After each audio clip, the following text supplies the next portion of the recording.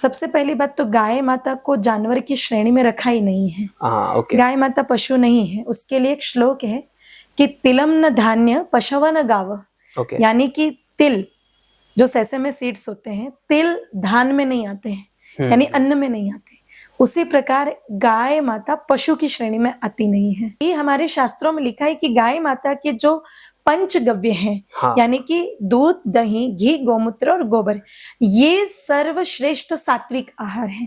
जब व्यक्ति सात्विक आहार लेता है तभी जीवन में सात्विकता आती है और उसी सात्विकता को हम प्योरिटी कहते हैं और यही प्योरिटी हमको भगवान तक ले जाती है। तो गौ सेवा किस प्रकार हम लोग को करनी चाहिए? जिनके पास गाय नहीं है, जिनके पास अवेलेबिलिटी नहीं है गाय को पालने की, तो वो किस तरीके से गौ सेवा कर सकते हैं? देखिए, हमारे शास्त्रों की बात करें, पुराणों की बात करें तो लिखा है कि गावः विश्वस्य मातरः, गावः जगन मातरः, यानी कि गाय हमारे लिए माँ है।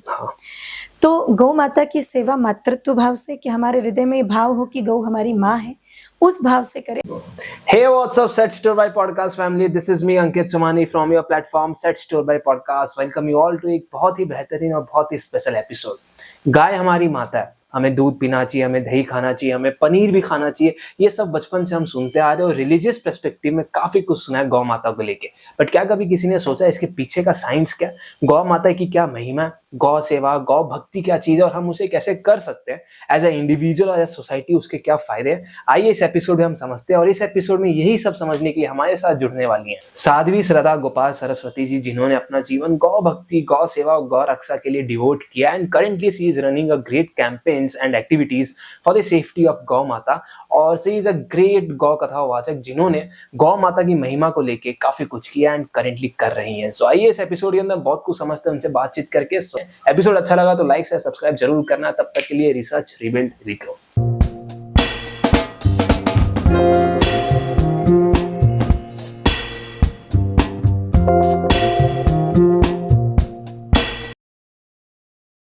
फर्स्ट ऑफ ऑल जय गौ माता एंड बहुत बहुत स्वागत है आपका इस beautiful episode of set store bye podcast. कैसा लग रहा है आपको?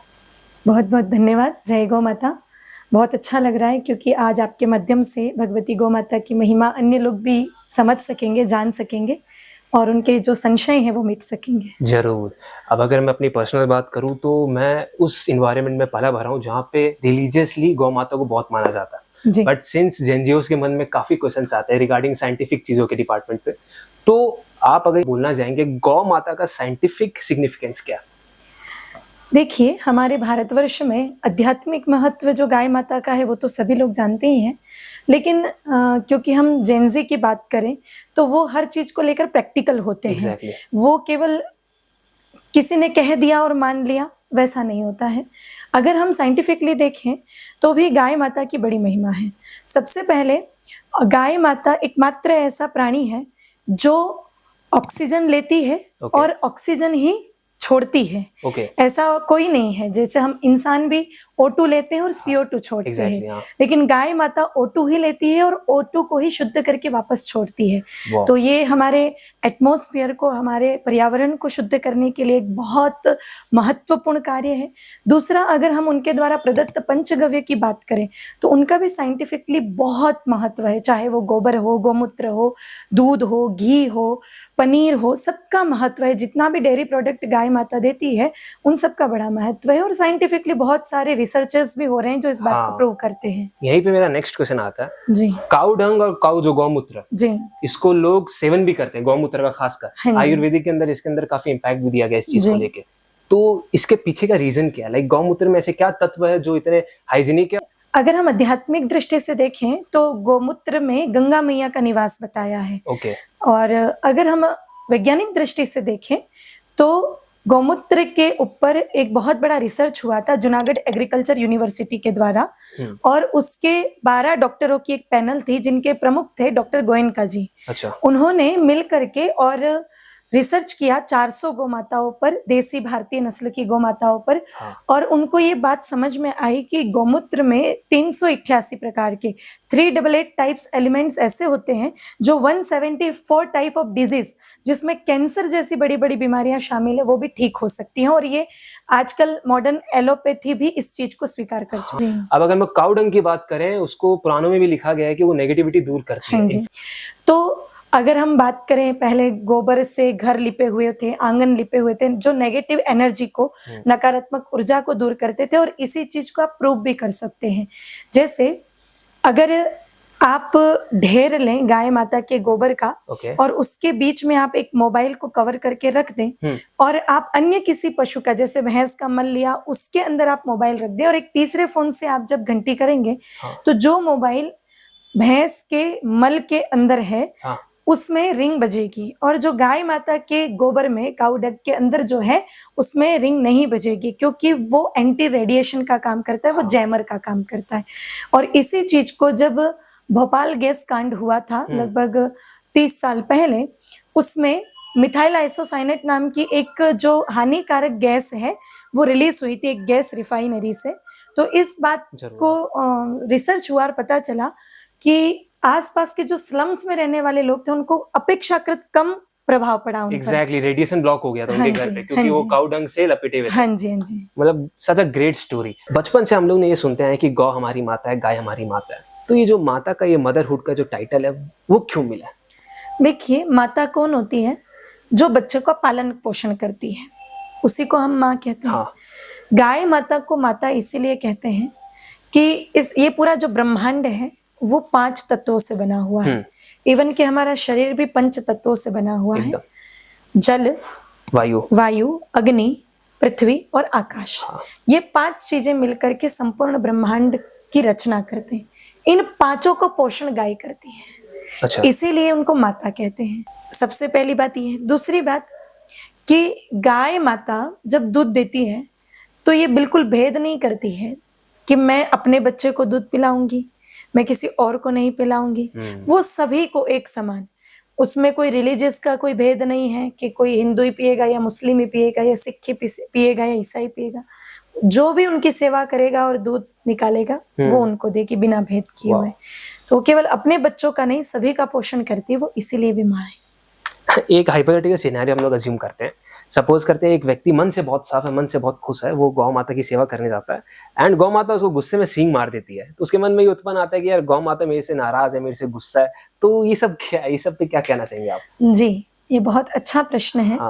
क्योंकि ये मेरे साथ भी हुआ है। कि जब हम बहुत अच्छी सेवा भी करते हैं, गौ माता से हमारा एक रिलेशन भी बिल्ड हो चुका है, वो हमारी बात समझने लग गए, हम उनकी लैंग्वेज समझने लग गए, लेकिन फिर भी कभी कभी वो एग्रेसिव हो जाती है। और कभी कभी वो हमें मारने भी लग जाती है। उसका क्या कारण है? अगर हम इसको रिलीजियस पर्सपेक्टिव में देखें, तो इसका एक कारण होता है कि कई सारे हमारे पूर्व जन्म के ऐसे कर्म होते हैं जिसका दंड हमको मिलना ही है। वो बड़े रूप में मिलना होता है गौ माता की सेवा से। गाय माता इतनी कृपालु है कि वो उसको छोटे से उस दंड में बदल करके उसको समाप्त कर देती है। Positive mentality. जी जी, बिल्कुल। ग्रेट। अब दूध से बात करते हैं। दूध 3 प्रकार के होते हैं, लाइक गाय के दूध, भैंस के दूध और बकरी का भी दूध बच्चों को पिलाया जाता है। तो इन तीनों के क्या कैरेक्टरिस्टिक्स है और इनमें क्या डिफरेंस आप कहना चाहें ऑडियंस को?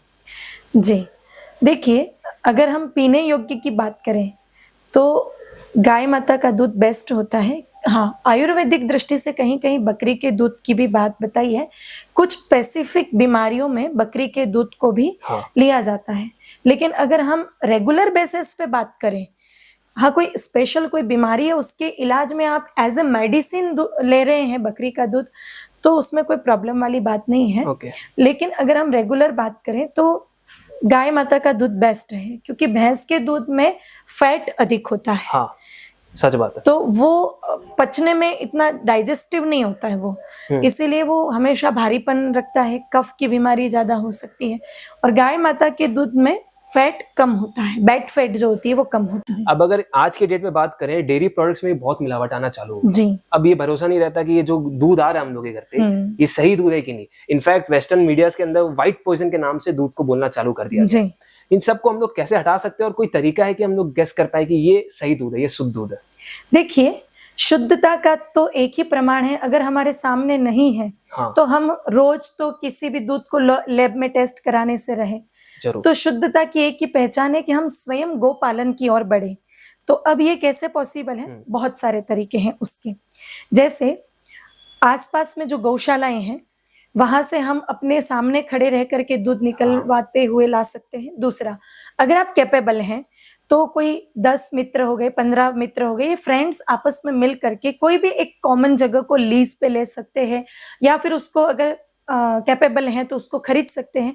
वहां पर उनके खुद के, जैसे आजकल फार्म हाउस का भी एक जरूर, ट्रेंड हाँ। चल रहा है, लोग फार्म हाउस बनाते हैं, रहते हैं, तो वहां पर आप सामूहिक गौ माताएं रख सकते हैं, और उसका जो भी खर्च आता है सेवा का, उसका आप डिस्ट्रीब्यूशन कर लीजिए, और उसके द्वारा जो दूध आ रहा है उसका आप आपस में डिस्ट्रीब्यूशन कर लीजिए। आपका व्यक्ति, आपकी गाय माता और आपके स्थान पे रहेगा, तो वही श्योरिटी है।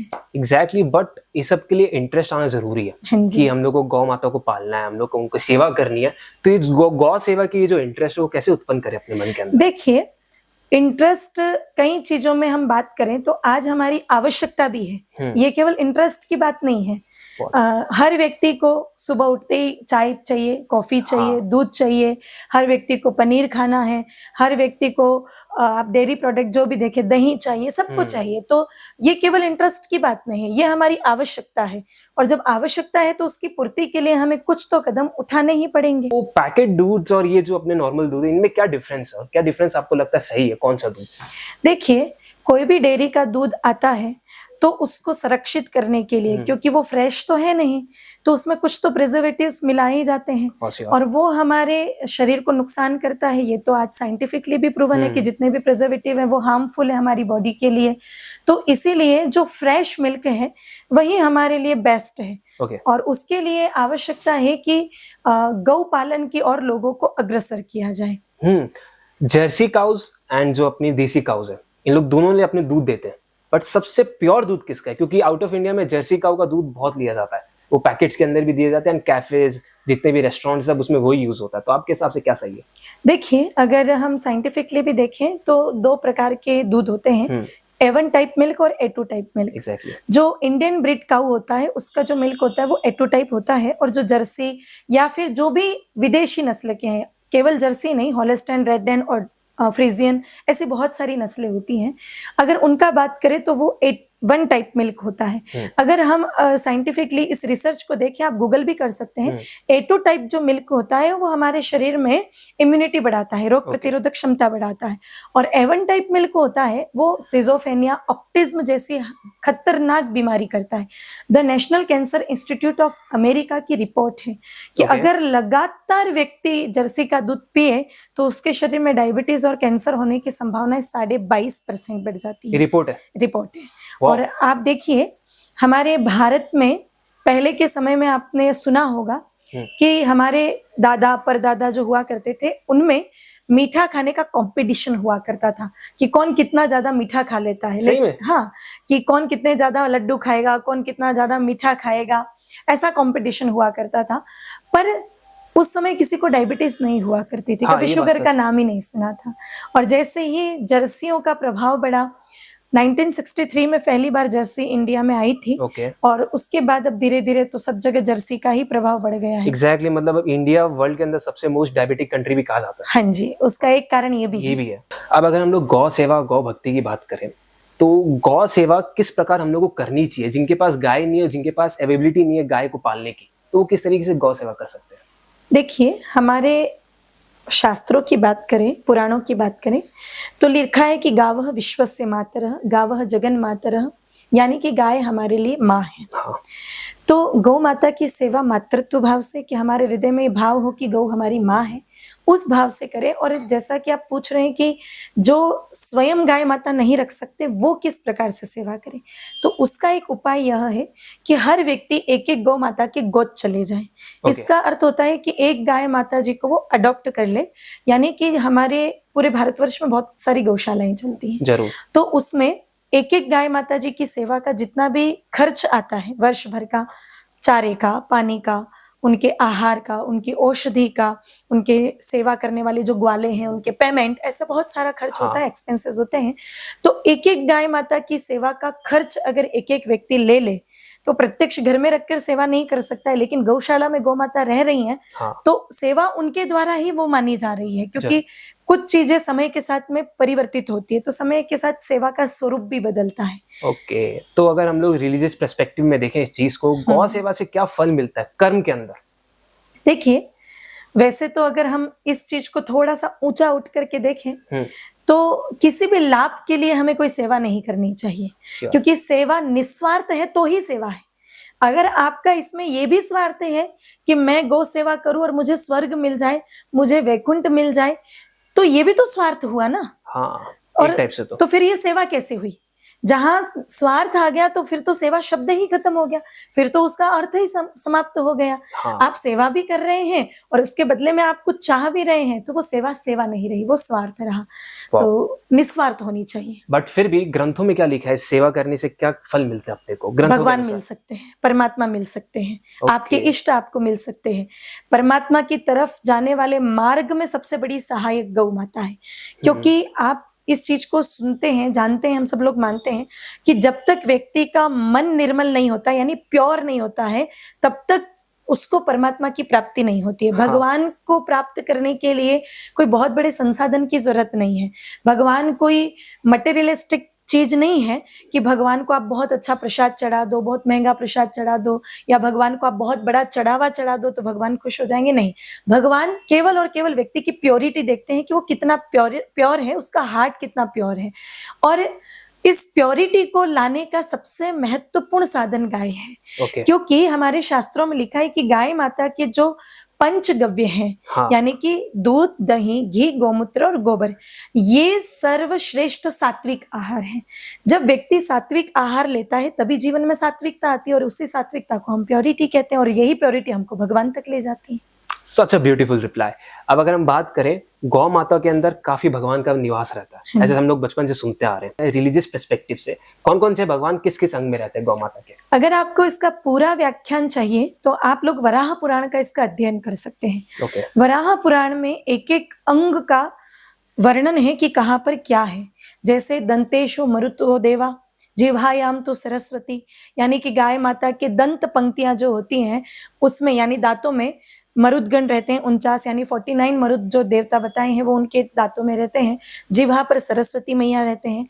गाय माता के नेत्रों में सूर्य और चंद्रदेव का निवास बताया है। गाय माता के सींगों पर विष्णु भगवान का निवास बताया है। गाय माता जी के पूंछ में स्वयं साक्षात श्री हनुमान जी का निवास बताया है। गाय माता जी का जो हम्प होता है वो संपूर्ण आकाश तत्व को रिप्रेजेंटिव करता है। गाय माता का जो थन होते हैं हाँ। उसमें समुद्र तत्व का निवास बताया है। गाय माता के 4 जो खुर होते हैं उसमें सर्प देवता रहते हैं, ऐसा हमारे शास्त्रों में बताया है। इस प्रकार समस्त 33 कोटि देवी देवताओं का संपूर्ण एक एक अंग में, और इसकी विस्तृत व्याख्या पूरी वराह पुराण में लिखी हुई है विद श्लोक की कहाँ क्या है। वाव। तो अगर हम बात करें, आपसे बस एक छोटा सा क्वेश्चन है, दही, दूध या घी, इन तीन में अगर एक चूज करना पड़े आप कौन सा चूज करेंगी? अगर आप ये कहें कि आपका दाहिना हाथ या बायां हाथ, आप कोई कौन सा चूज करेंगे, तो ये उतना ही मुश्किल है। Okay. क्योंकि घी की अपने स्थान पर उनकी महिमा है, दूध की उनके स्थान पर उनकी महिमा है, और दही की उनके स्थान पर उनकी महिमा है। हम एक जवाब इसलिए नहीं दे सकते क्योंकि हर व्यक्ति के शरीर की प्रकृति अलग अलग होती है। जरूर। आयुर्वेद दृष्टि से देखा जाए तो वात, पित्त और कफ 3 तत्व होते हैं। किसी के शरीर में वात तत्व अधिक होता है, किसी में पित्त तत्व अधिक होता है, और किसी में कफ तत्व की अधिकता होती है। अब किसी में कफ बड़ा है तो उसके लिए दूध अच्छा नहीं है। हाँ। अगर आप वात तत्व आपके लिए, पित्त तत्व बड़ा है तो आपके लिए दही अच्छा नहीं है। हाँ। तो इसीलिए हर व्यक्ति की प्रकृति अलग है, तो इस प्रश्न का हम एक जवाब नहीं दे सकते हैं। हर व्यक्ति की Okay. प्रकृति पर यह निर्भर करता है। मतलब तीनों अपने अपने जगह पे काफी अच्छे हैं। हाँ जी। ग्रेट। आज के डेट पे अगर हम कहें कि स्कूल लेवल पे और स्कूल एजुकेशन लेवल पे बच्चों को गौ माता का सिग्निफिकेंस बताना चालू करें तो कैसे कर सकते हैं एज अ स्कूल लेवल? जी, इसमें आवश्यकता है, हम सभी सरकार से भी निवेदन कर रहे हैं कि हमारे सिलेबस में एक चैप्टर डाला जाए गौ सेवा का। क्योंकि हमारी अगर प्राचीन एजुकेशन सिस्टम जो गुरुकुल आधारित थी, अगर उसमें हम देखें तो आज देखते हैं अपन कि एक कंपलसरी सब्जेक्ट होता है, एक ऑप्शनल सब्जेक्ट होता है। जरूर। गुरुकुल जब तक चला करते थे उस समय हमारे देश में गौ सेवा कंपलसरी सब्जेक्ट हुआ करता था। कंपलसरी? कंपलसरी मतलब कि आप कोई भी हो, आपका बैकग्राउंड कोई भी हो, आप किसी राजा के बेटे हैं, किसी बहुत बड़े सेठ जी के बेटे हैं, या फिर आप कोई बहुत विद्वान के बेटे हैं, कोई फर्क नहीं पड़ता। अगर आप गुरुकुल में गए हैं तो एक जैसा जीवन सबका होता था और सबको गौ सेवा अनिवार्य रूप से करना पड़ता था, जिसमें गौ को चराना, गौ माता जहाँ बनती है वहां की सफाई करना, उनका गोबर उठाना, उनका दूध निकालना, उनकी सेवा करना, ये कंपलसरी सब्जेक्ट हुआ करता था। वाओ, राम जी जिस गुरुकुल में पढ़े हैं वहां पर 7 लाख गौ माताएं थी। ग्रेट। और उसी का परिणाम क्या हुआ कि एक चौपाई गोस्वामी जी लिखते हैं, तुलसीदास जी महाराज जी, कि गुरु गृह गयहु पढ़न रघुराई, यानी कि गुरु जी के यहाँ पर राम जी पढ़ने गए, अल्पकाल विद्या सबाई, यानी कि शॉर्ट पीरियड में, थोड़े ही टाइम में सारी विद्या, सारी यानी शस्त्र, शास्त्र, धनुर्धर, उसके बाद आर्ट्स, कॉमर्स, साइंस, इस पूरे ब्रह्मांड में जितनी भी तरह के एंटायर एजुकेशन है बैकग्राउंड। वो सब आ गया। परिणाम क्या कारण था इसका? क्योंकि गौ आधारित यानी काउ बेस्ड एजुकेशन सिस्टम हमारे भारत में हुआ करता था। ओके, तो मतलब आपको लगता है ये चालू कर देना चाहिए। तो अगर पेरेंट्स अपने बच्चों को सिखाना चाहें गौ सेवा, गौ भक्ति, किस तरीके से वो सिखा सकते हैं? देखिए, प्रत्येक माता पिता नित्य अगर समय ना मिले तो कम से कम रविवार के दिन, संडे के दिन बच्चों का भी अवकाश रहता है, माता पिता का भी मोस्टली लगभग अवकाश रहता है, छुट्टी रहती है। तो जब जब भी अवसर मिले, संडे टू संडे या जब भी वैकेशन मिले, आसपास में कोई भी गौशाला है, आप वहाँ बच्चों को ले जा सकते हैं। गऊ के साथ में बच्चा खेलेगा, उनके बछड़ों के साथ में खेलेगा, तो उसका एक साइंटिफिकली एक बहुत ज़्यादा बेनिफिट भी मिलेगा। केमिस्ट्री लैब में एक ऑरा मीटर होता है पॉजिटिव एनर्जी चेक करने का। एक नॉर्मल व्यक्ति का ऑरा 5 या 6 पॉइंट अगर आप चेक करेंगे तो होगा। 1 घंटे तक वही व्यक्ति गाय माता के पास में बैठ जाएगा, इंडियन ब्रीड काऊ के पास में, तो उसका ऑरा 15 to 16 पॉइंट यानी 15 से 17 पॉइंट तक, 17 तक भी चला जाता है, यानी पॉजिटिव एनर्जी बढ़ जाती है। तो इसीलिए माता पिता संडे टू संडे या वेकेशन में जब भी अवसर मिले आसपास की गौशालाओं में बच्चों को ले जाएं। दूसरी बात, जब भी बच्चे का जन्मदिन हो, बर्थडे सेलिब्रेट करते हैं, आज बहुत वेस्टर्न कल्चर का हम अडॉप्ट कर चुके हैं, केक लाएंगे और मोमबत्ती हम बुझाएंगे। हमारी संस्कृति बुझाने की कभी नहीं है। हम कहते हैं तमसो मां ज्योतिर्गमय, यानी कि अंधकार से प्रकाश की ओर जाना है। हमारे यहाँ कोई भी शुभ कार्य दीप प्रज्वलित करके किया जाता है, यानी अंधेरा मिटाओ और प्रकाश लाओ। प्रकाश हुआ है उसको आप फूंक लगा करके और फिर अंधेरा कर रहे हो, तो ये कौन सा सेलिब्रेशन है? एथिस्ट नाम का कंसेप्ट बहुत चलता है, लाइक वो भगवान को नहीं मानते, कहते हैं कि खुद पे भरोसा रखो सब कुछ सही होगा। चलो पर ठीक है, वो भी ना माने, बट वो लोग का क्या कहना है कि गौ सेवा करेंगे तो सब कुछ पाप धुल जाएगा। तो इस पे क्या कहना है, गौ सेवा से सही में पाप धुलते हैं? देखिए, जो हमने कर्म किए हैं वो तो निश्चित है कि हमको आगे कहीं ना कहीं वो हमको भुगतने हैं। हाँ, आपने जो पाप किए हैं उसका परिणाम तो मिलना है, लेकिन हाँ ये सच है कि गौ सेवा से आगे पाप नहीं करने की वृत्ति जरूर जागृत हो जाती है। ओके। क्योंकि पाप व्यक्ति कब करता है? जब उसके जीवन में तमोगुण बढ़ता है, उसके जीवन में रजोगुण बढ़ता है, और ये दोनों ही जो गुण हैं वो व्यक्ति को पाप में संलिप्त करने का, इन्वॉल्व करने का काम करते हैं। जब व्यक्ति सतोगुणी होगा तो कभी पाप नहीं करेगा, और गौ सेवा व्यक्ति को सतोगुणी बनाती है, तो वो आगे जीवन में पाप नहीं करेगा। मतलब गौ सेवा से पॉजिटिविटी आती है। हाँ जी, और उससे आपका मन शांत रहता है, जी। हर चीज अच्छा करते रहते हैं। बिल्कुल। वाओ, भगवान को पूज रहा हूँ मैं काफी अच्छी तरीके से, बहुत मन लगा के पूछ रहा हूँ, और एक बंदा है जो भगवान को नहीं पूछ रहा बट गौ सेवा काफी मन से कर रहा है, बट मैं गौ सेवा नहीं कर रहा हूँ। दोनों सही अपने जगह पे, या एक का लेवल ऊपर है? एक का लेवल ऊपर है। ओके। जो गौ सेवा कर रहा है उसमें सारी चीजें इन्वॉल्व हो गई है, क्योंकि हमारे ये पुराणों में लिखा है, हमारे वेदों में लिखा है कि सर्वे देवा गवा मंगे। अच्छा। कि समस्त देवता गौ के भीतर में है। अगर आप एक गौ की सेवा कर लो, आप संपूर्ण ब्रह्मांड की सेवा कर रहे हैं। क्यों? क्योंकि असली सेवा क्या है? केवल भगवान को पूजना ही सेवा नहीं है। मैं मूर्ति पूजा की विरोधी नहीं हूँ, हाँ। लेकिन आप भगवान को पूज रहे हो, मूर्ति के रूप में पूज रहे हो, लेकिन आपके हृदय में दया नहीं है, दूसरों के प्रति करुणा नहीं है, तो आप इस बात को जानते हैं कि भगवान आपकी पूजा स्वीकार नहीं करेंगे। आप एक गौ माता की सेवा कर रहे हैं। गौ माता एक ऐसा तत्व है जो समस्त जीवों का पोषण करती है। क्यों? क्योंकि गाय माता का गोबर ही पृथ्वी का आहार है, धरती का आहार है, और इस ब्रह्मांड में जितने जीव हैं वो डायरेक्टली या इनडायरेक्टली पोषण तो धरती से ही पा रहे हैं। इसीलिए संपूर्ण जीवों का पोषण करने वाली गाय माता है। जब आप उनकी सेवा कर रहे हैं तो आप पूरे ब्रह्मांड की सेवा अपने आप कर रहे हैं। अब आज हो क्या रहा है, आज लोग शिव जी के मंदिर में जा रहे हैं, शिवालय में जा रहे हैं, शिव जी को पूज रहे हैं और उनके सामने जो पत्थर के नंदी बाबा हैं उनकी पूजा करके कान में इच्छाएं हाँ, प्रकट कर रहे हैं और जरूर। असली के नंदी मंदिर से निकलते ही प्लास्टिक खाते, कचरा खाते हुए दिख रहे हैं, लेकिन उनकी सेवा नहीं कर रहे। बाहर जो आपने भगवान के मंदिर के सामने जो पत्थर के नंदी बाबा हैं उनकी सेवा कर रहे हैं, तो आप स्वयं विचार करिए कि वो शिव जी पूजा कैसे स्वीकार करेंगे। एग्जैक्टली लाइक यहीं पे एक बहुत बेहतरीन क्वेश्चन आ रहा है मेरे मन में। जो नॉन वेजिटेरियंस होते हैं वो लोग कहते हैं कि हम लोग मंगलवार नहीं खाएंगे नॉनवेज, बुधवार नहीं खाएंगे और बाकी जितने भी वार हैं उन सब में नॉनवेज खाएंगे हम लोग। और फिर वो लोग शिव जी की भी पूजा बहुत मन से करते हैं। फिर उनको कहते हैं कि यार शिव जी है अपने पशुपतिनाथ, फिर भी आप गाय भी खा रहे हो, मांस भी खा रहे हो, उसके बाद भी पूजा कर रहे हो। इस पे आपका क्या कहना है? वो केवल और केवल अपने आप को धोखा दे रहे हैं, अच्छा, स्वयं को धोखा दे रहे हैं, वो किसी और को धोखा नहीं दे रहे हैं। आप किसी चींटी को भी मारते हैं तो सनातन में इसका बहुत बड़ा पाप बताया है। चींटी को मारना भी पाप बताया। असल में कोई लोग कहते हैं कि हम नॉन वेज खा रहे हैं, आप नॉन वेज नहीं खा रहे हो, आप एक जीव खा रहे हो, आप एक जान को खा रहे हो। और इस पूरे ब्रह्मांड में किसी को अधिकार नहीं है कि किसी भी जीव को वो मार करके खा सके। आप किसी जीव को पैदा कर सकते हो? नहीं कर सकते। जब आप पैदा नहीं कर सकते तो आप मार कैसे कर सकते हो? मार कैसे सकते हो उसको? इसीलिए अगर हमें सृष्टि बनाने का अधिकार नहीं है तो सृष्टि में जितने जीव हैं उनका विध्वंस या उनको मारने का अधिकार भी हमको नहीं है। आजकल जेनजीज अवॉइड करें दूध पीना। दूध डायरेक्टली नहीं पियेंगे, कॉफी पी लेंगे, चाय पी लेंगे और उनको लगता है कि दूध उनको अंदर से खराब कर रहा है, शरीर में नुकसान कर रहा है। क्या ये सच है? देखिए, सबसे पहले तो ये समझना पड़ेगा कि दूध कहते किसको है। हाँ, यहाँ तक ठीक है कि आजकल की जो डेयरी इंडस्ट्री है वो बहुत अधिक प्रोडक्शन देने के कारण एक तो मिलावट कर रही है, दूसरा जितने भी दूध देने वाले गाय माता हो या फिर अन्य जीव हो उनको ऑक्सीटॉक्सिन लगा करके और जबरदस्ती उनसे दूध लिया जा रहा है। कृत्रिम गर्भाधारण करके उनको मजबूर किया जा रहा है कि वो दूध देवें। ओके। तो वो दूध तो निश्चित है कि नहीं पीना चाहिए, लेकिन दूध असल में कहते किसको? इस शब्द को समझना, दूध। हाँ, दूध यानी दो से प्राप्त हुआ है। दूध निकालने की जो प्रक्रिया होती है उसको हिंदी में कहते हैं दुहारी करना, अच्छा, या कहीं कहते हैं दोहन करना, या कहीं कहते हैं दूध दुहना।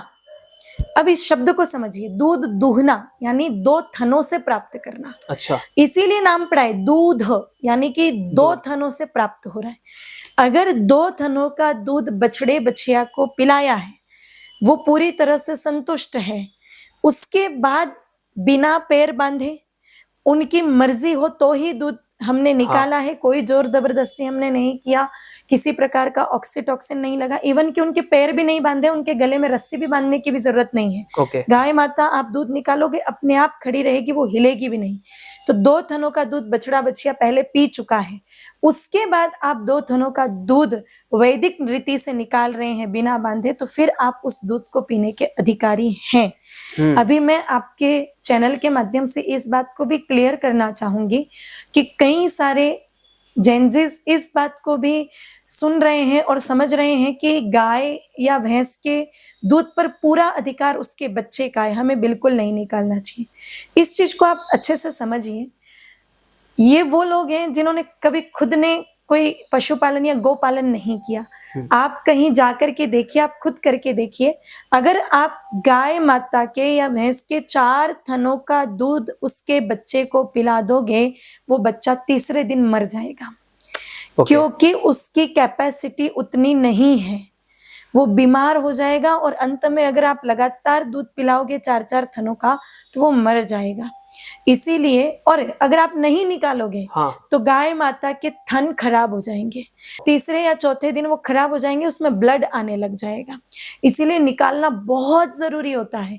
आप जो गोपालन करते हैं उन किसानों को जाकर के देखिए, जब गाय माता बच्चे को जन्म देती है और 2 घंटे भी दूध निकालने में देरी हो जाती है तो गाय माता के थन में गठान हो जाती है, वो इतनी पेनफुल होती है, गाय माता इतनी तड़पती है, फिर जब वो दूध निकाला जाता है तब जाकर के उनको रिलैक्स होता है। इसीलिए हमें ये समझना जरूरी है कि हाँ, बछड़े के अधिकार का हमें नहीं पीना है, उनके अधिकार का उनको पिलाना है, उनको पूरी तरह से संतुष्ट करना है, उनका पेट जब तक नहीं भर जाए।